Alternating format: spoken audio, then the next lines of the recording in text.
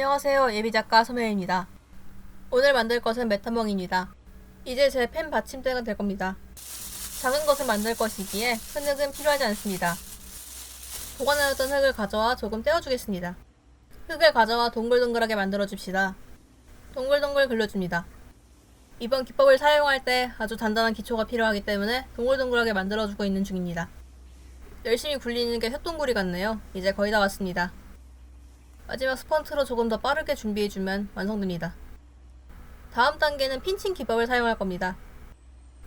안에 구멍을 만들고 조금씩 넓혀주는 기법입니다. 손으로 하는 작업을 할 때 많이 사용하는 중이죠.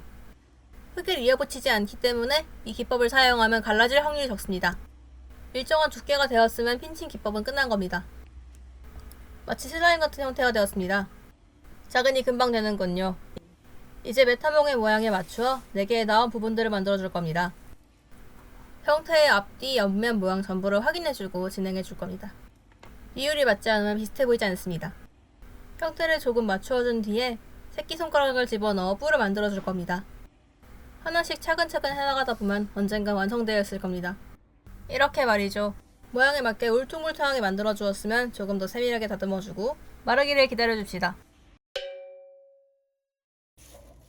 이틀이 지났습니다. 생각보다 조금 더 말랐네요. 이 정도면 섬세하게 더 다듬을 수 있을 겁니다. 당황하지 않고 계속 다듬어 보겠습니다. 이번 기물은 작아서 작은 팁으로 구석구석 다듬어 줄 겁니다. 모양이 조금이라도 어긋나면 다시 만들 예정입니다. 제가 쓸 거거든요.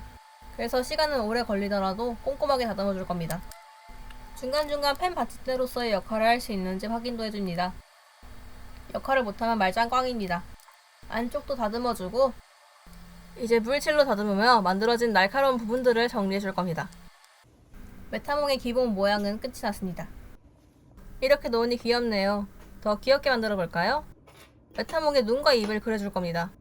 메타몽의 얼굴은 단순한 선과 점으로 이루어져 있습니다. 단순하기에 선의 위치와 눈의 간격이 중요한 부분입니다. 메타몽의 표정을 간단하게 스케치를 한 후 뾰족한 팁을 가진 도구로 그려줄 겁니다.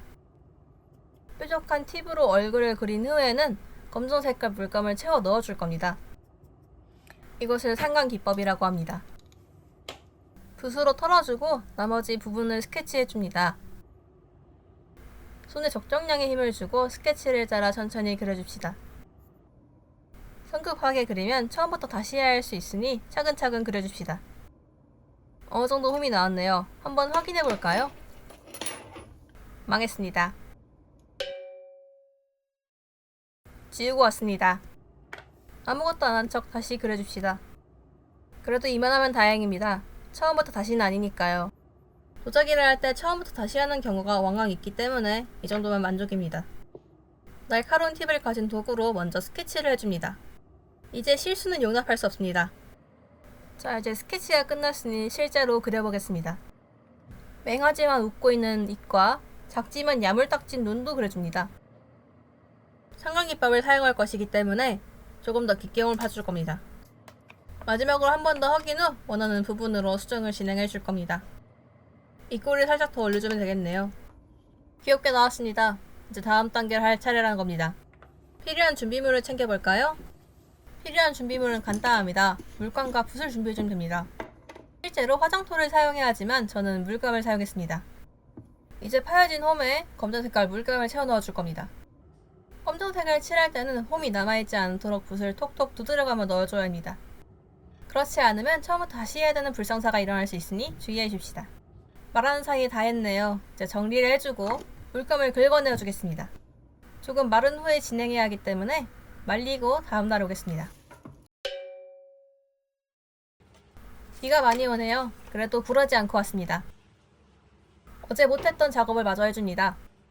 색깔이 보이니 깔끔하게 다 말랐습니다. 필요한 부분을 빼고 나머지 물감들을 제거해 줄 겁니다.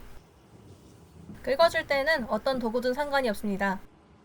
본인이 생각하는 가장 편한 도구를 이용해주면 됩니다. 이번 작품을 제작할 때에는 국칼을 사용했습니다. 작품의 크기가 작아서 손으로 고정시켜야 하다 보니까 국칼이 편하더라고요. 색의 절반 이상을 밀었습니다. 이제 고지가 얼마 남지 않았습니다. 조금 더 정신을 차려서 진행해 보도록 하겠습니다. 정신을 차리지 않으면 처음부터 다시 해야 되는 불상사가 있으니 주의해줍시다. 도자기에도 컨트롤 S가 있으면 좋겠네요.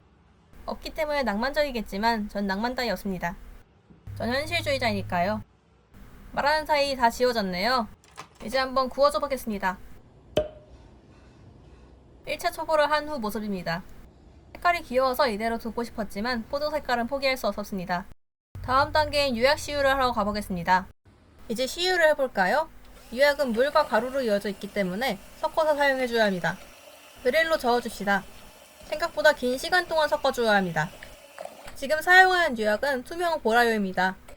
투명한 보라색이 나오죠. 투명하기 때문에 이 유약을 선택했습니다. 기물이 작기 때문에 손으로 시유해줄 겁니다. 시유는 시간에 맞추어 최대한 빠르게 끝내주는 게 중요합니다. 너무 두꺼우면 흘러내릴 수도 있거든요. 안쪽에도 들어가 바닥을 닦아야 하기 때문에 한숨을 쉬는 중입니다. 유약에 기물을 담그고 말려주면 끝입니다. 이제 재벌을 하러 가보겠습니다. 조금 지난 메타몽이 나왔습니다. 젤리 메타몽 같네요. 피규어랑 모양을 비교해봤습니다. 나쁘지 않군요. 생각보다 더 진하지만 귀여우니 봐주겠습니다.